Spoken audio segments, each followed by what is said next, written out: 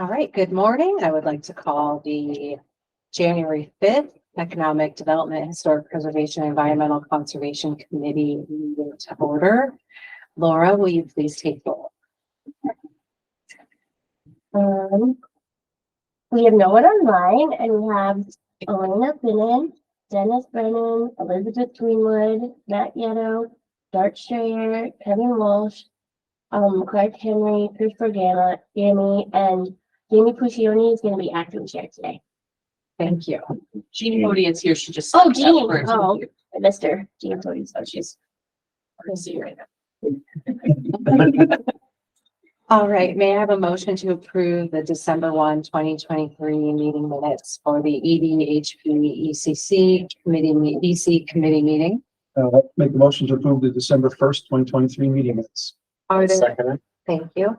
Are there any changes to those minutes? I did want to state for the record that all video recordings of that meeting failed. And the only thing that worked was a recording on my phone, but it's such poor quality that I'm not posting it. So the minutes will serve as the full record, and they're mostly done for notes. Thank you. All right, seeing no other discussion or changes to those minutes, I'd like to take a vote. All those in favor, please signify by saying aye. Aye. Opposed? All right, those meetings, Abstain. Elena, see? Yeah. those meeting minutes have been approved. And now we'll move on to resolutions for the finance committee. Okay, so Elena and Elena already finished doing preparation for the organizational meeting, standard resolutions for the committees. The only one we weren't able to finish was the architectural review board, so I'm going to move that one to the regular meeting. I don't even think they're going to meet before the regular meeting, so I think we're good. And then for the regular meeting, in addition to the architectural review board, we have our standard resolution setting the 2024 TDE rates.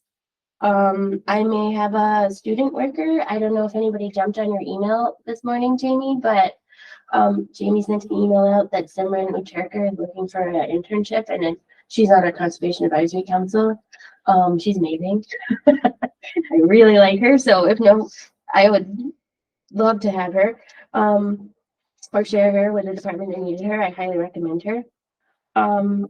Then D is the resolution to award a national resource inventory contract under the New York State DEC Mohawk River Watersheds Grant Program. We've done a couple resolutions regarding this, but we did do an RFP and got two proposals from Hudsonia and from JNN, and the Climate Smart Communities Comprehensive Conservation Advisory Council discuss the proposals at the end of the meeting on Wednesday, and we'll have selected a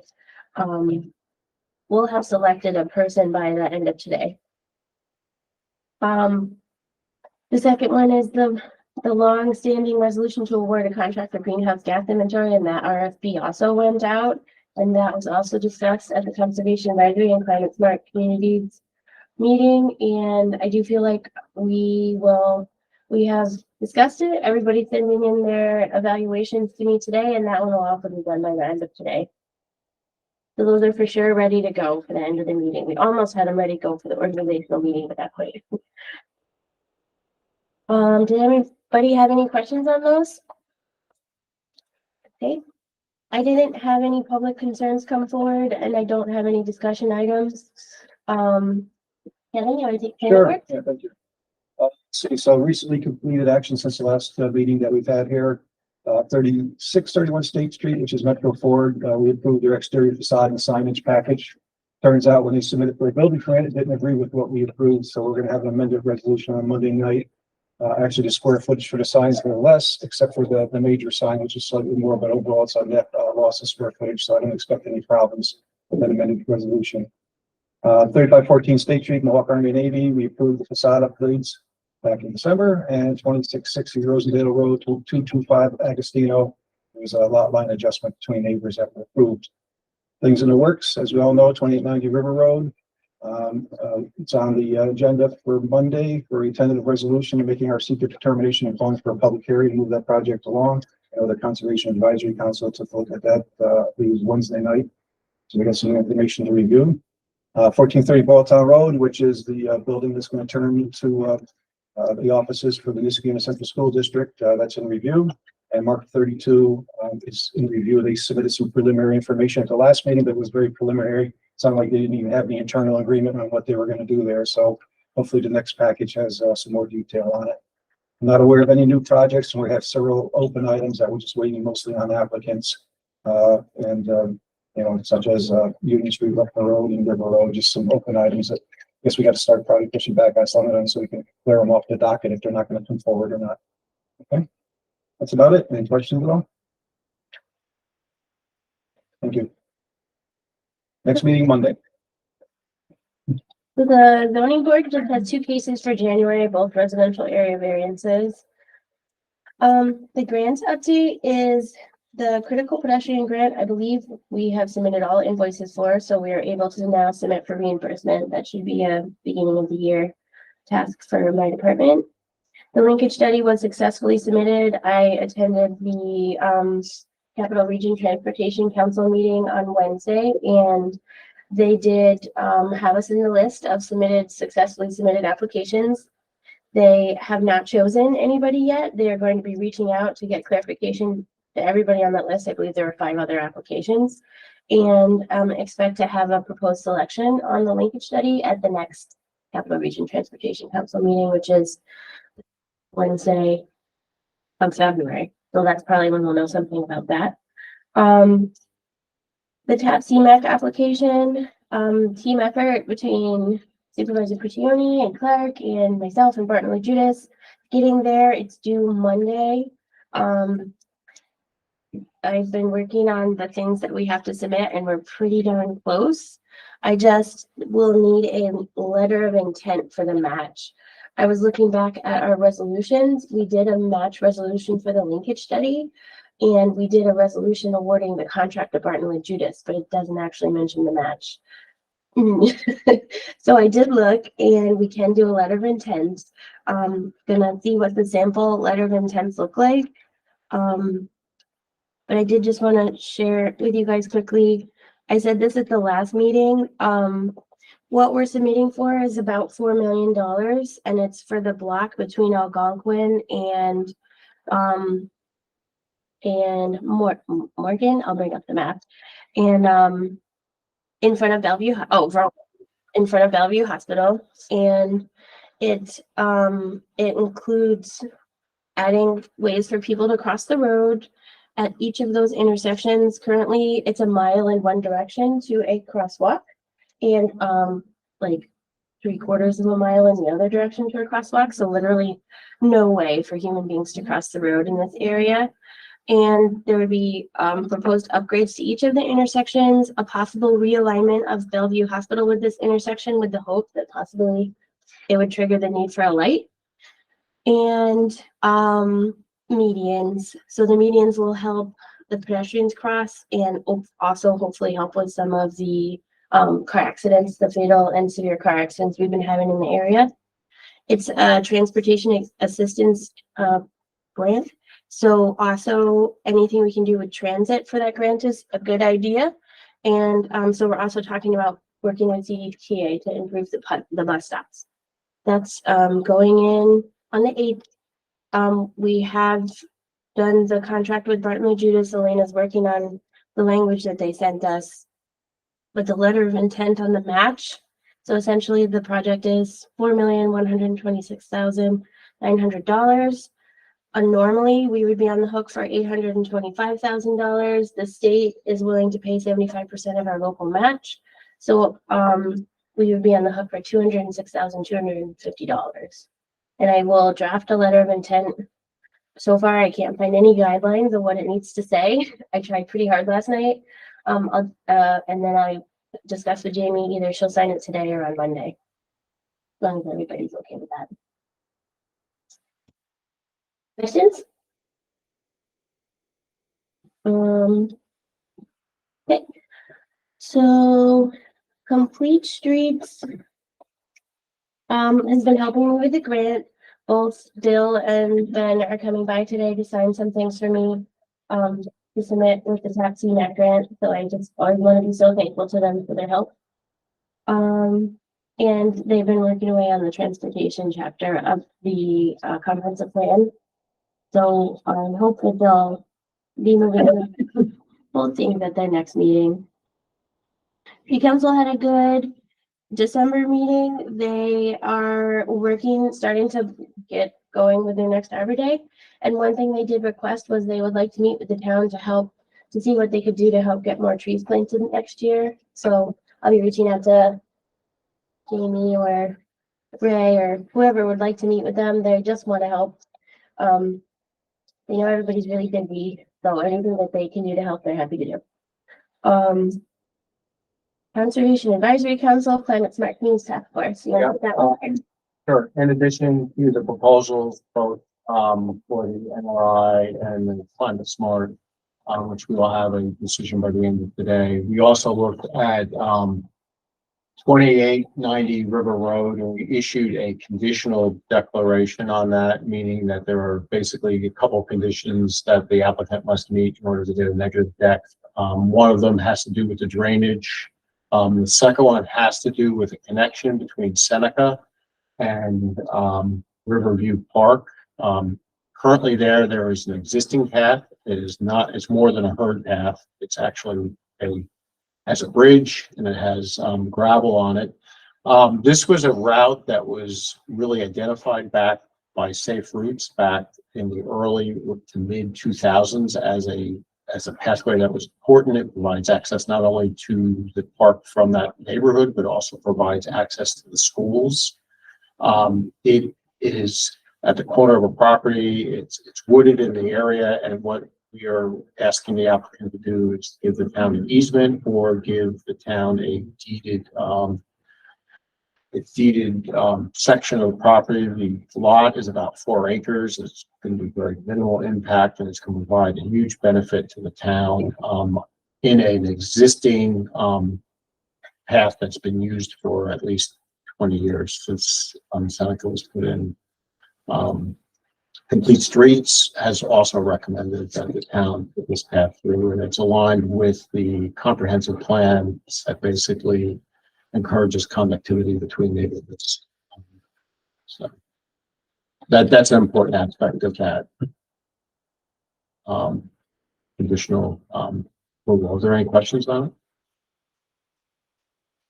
it? We had ongoing conversations with the developer the first time the project came before us.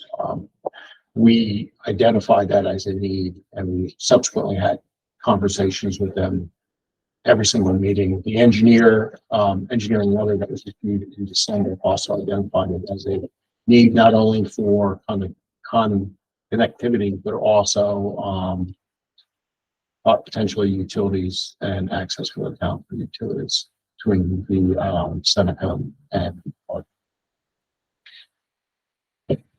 I have nothing else. Okay. Architectural Review Board, I think they're just working on the train station right now. Yeah, that's really the main project right now. So then back to you on the comprehensive plan unless. Yeah, no, that's fine. We had a community input in November 14th. I discussed this in December meeting. I have the output. I've gone through all the feedback we've gotten. It's very, very good, and I'm trying to wrap my hand around it and figure out if we can draw some key takeaways from that input. I'd like to have another one, most likely at the senior center in either January or early February. It's probably going to be early February now. We are hopefully going to get this survey out very soon. I think Laura has a contract with them and just has to make one more connection. Survey I Monkey. think we finally got it. And I think good, yesterday, good. Trish and I finally got it. And Nancy's been. We continue to look at the open space section, and Complete Streets has been working hard on the trafficking town circulation section, and we are going to begin to move forward with going through all the chapters. We also are looking forward to putting out the RFP, for some reduced part of that to provide assistance. Are there any questions?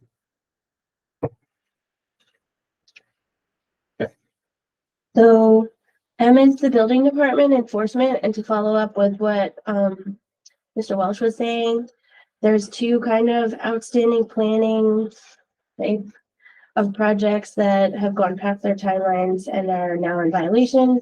I think Brookdale is trying to work with us. Clark has had conversations with Upstate Guns and Ammo, but they're both quite past. I believe that Tom may be working on a formal notice and order, or it's been drafted. It may almost be in Elena's court at this point, but essentially Upstate Guns and Ammo and Brookdale Senior Living, their planning approvals to make changes to their properties have expired and are under enforcement. So for the planning department, Clark just put together a couple drainage analysis slides to keep working on the coordination. I'm gonna try and share them here because they're on this computer.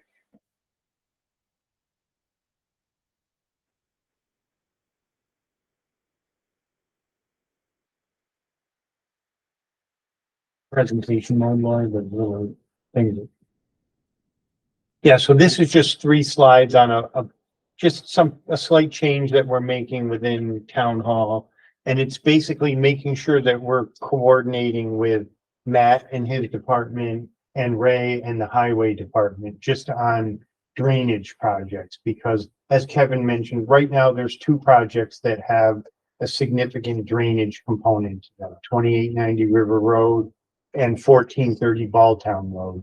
So what we're committing to internally is that Matt's going to put a line item on his agenda for his water, sewer, and engineering meeting, just to say, hey, planning department, do you have any significant drainage related projects? We would only talk about these 2 because they're the only ones that have significant drainage. We're not talking about every little building permit that gets issued, but something that has a real impact. And hopefully Ray will do the same thing, just so that we're all staying connected and all looking at drainage from our own lenses, our own perspectives, and staying coordinated. And then we have another little project. Laura, if you just back up for a slide, Oh. please. This one? Yeah, so this is just one of our TDEs sent us this report on rainfall in the Mohawk watershed area where we obviously reside. And this is just one data point, but it's an indication of showing how some of the rain events that we're seeing are becoming more intense for shorter periods of time.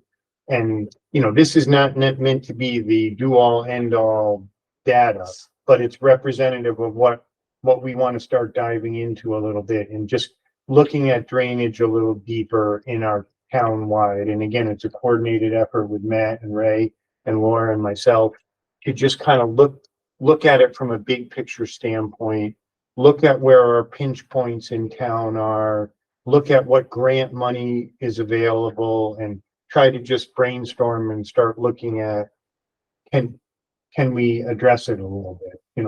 Even things like looking at our code and saying, should we change what level of storm we're designing to? There's some industry movements that the TDEs are telling us that people are moving towards higher rainfall rates as design standards because that's what they're experiencing. So this is just one slide. Yeah, I have to change them this way Oh, but I'll put it back up Okay. now. So this is just one data point from this article that one of our TDEs sent us, and you can look at it. Looks at 30-year blocks of time, and you can see in the red at the bottom there, 71 to 2000.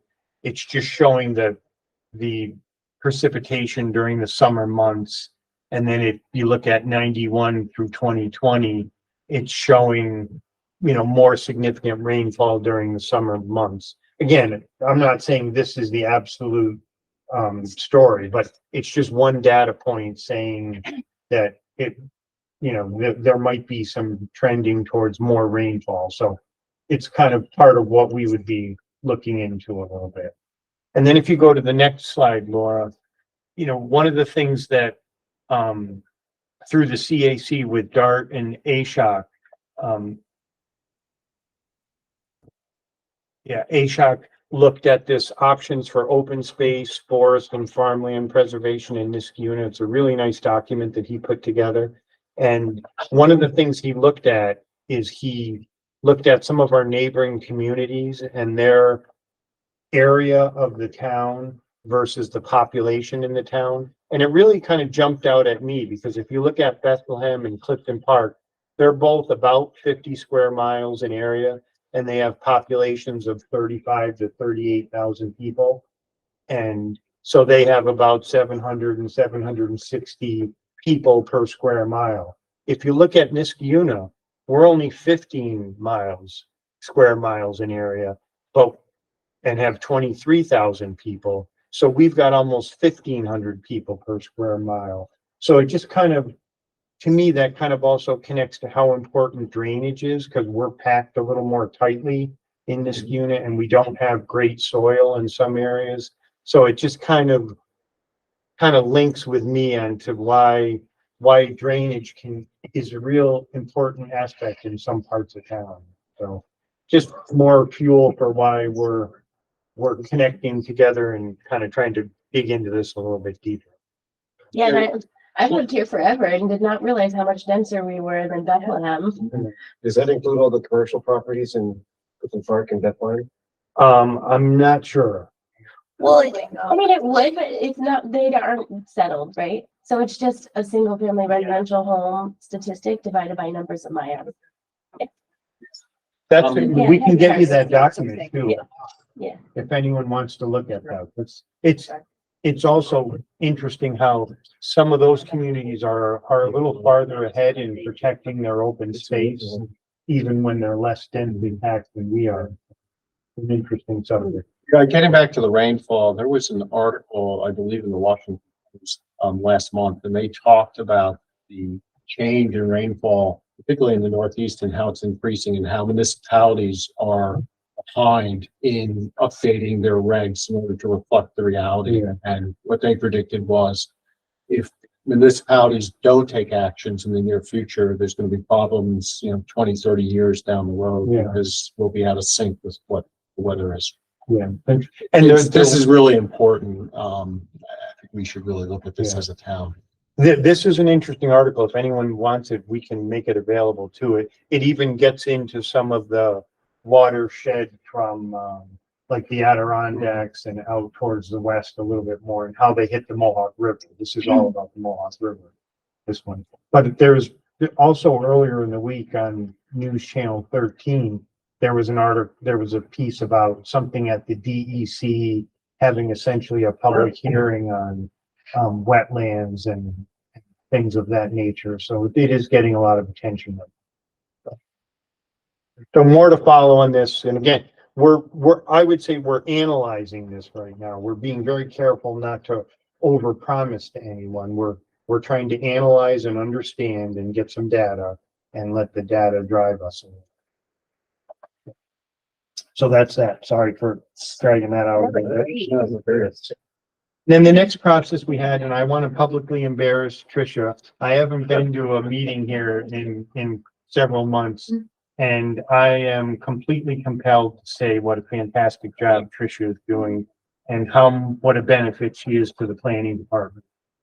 She's helping us organize so many things and from our space itself to the way we're archiving things, the way we're storing things. And one of the projects we have is to try to get some process maps together to help communicate to residents more.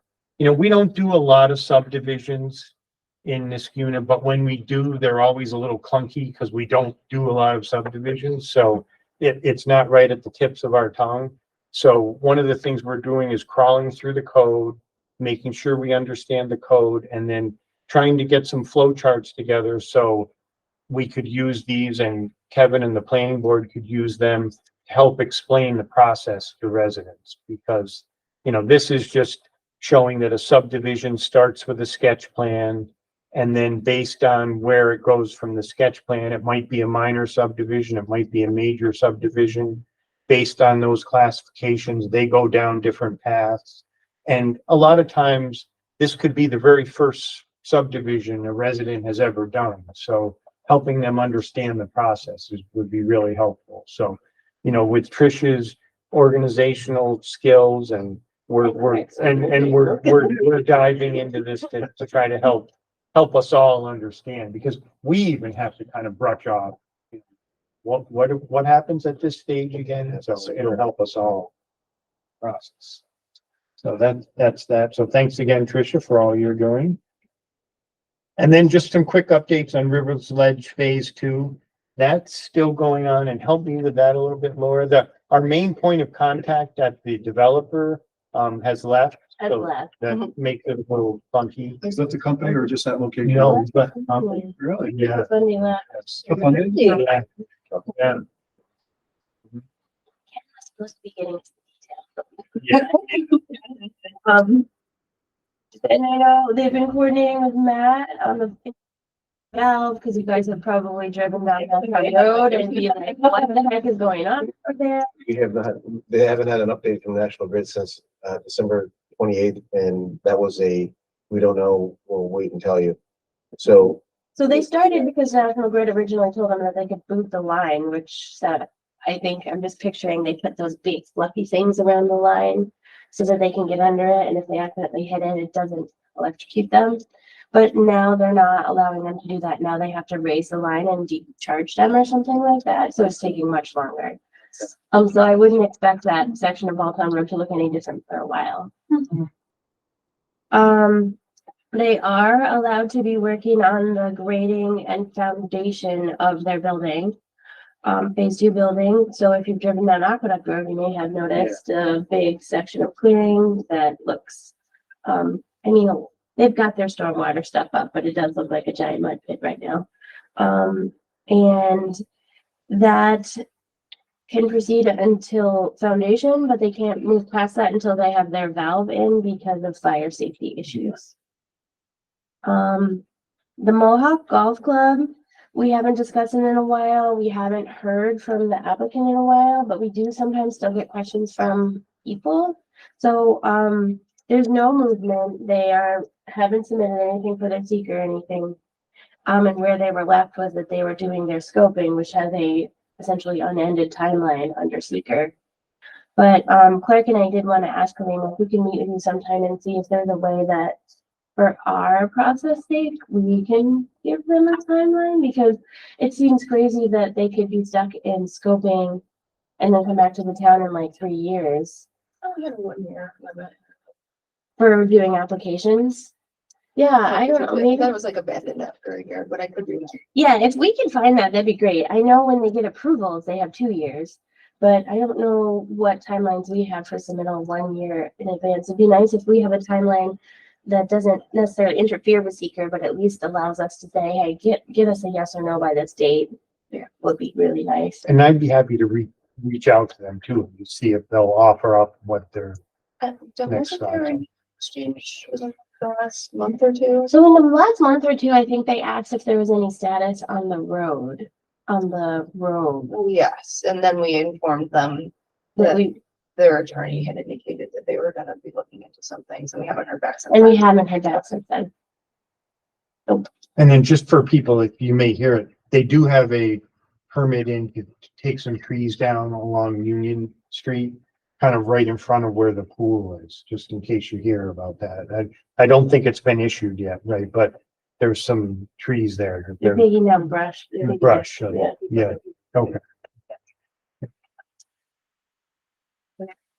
100% sure why they're doing that, because now the pool's not gonna have a lot Yeah, of, it's very. it's their.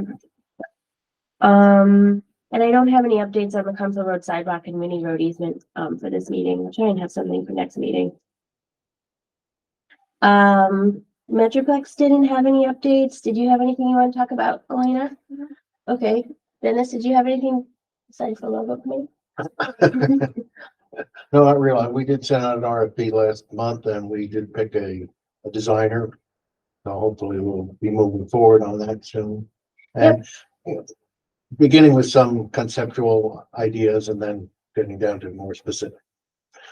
Again, our game plan is to have the new logo by the time of the disconnect. Whether that happens or not, but that's what we're looking to do. Okay, we were able to encumber the money for the grant. Nancy and Beth helped us do that. And,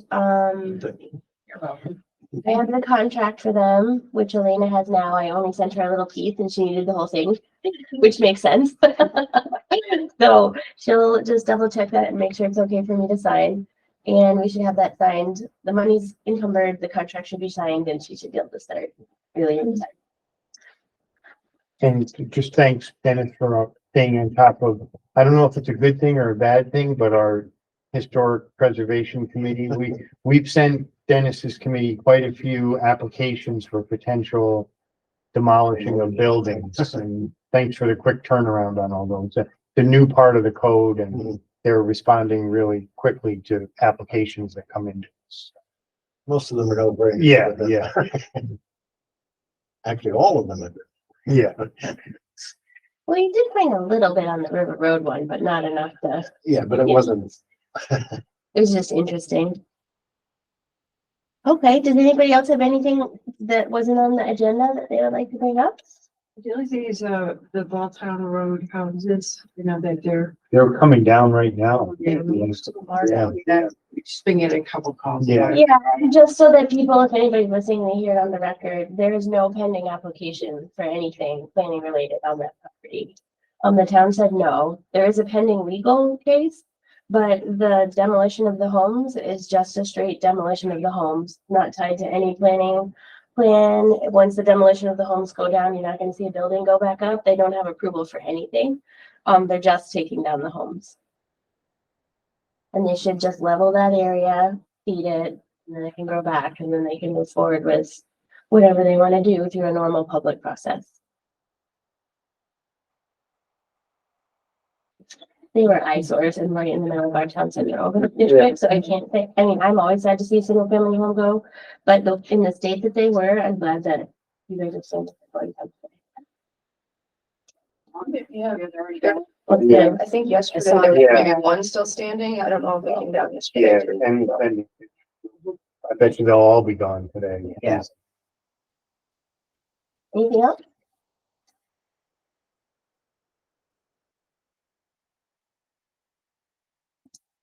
Okay, so I'll please need a motion to, or I'll make a motion to adjourn. Could I have a second? All those in favor, please signify by saying aye. Any opposed? We are adjourned. Thank you. Here's how many houses I walked down. Stations with. Work, okay. Well,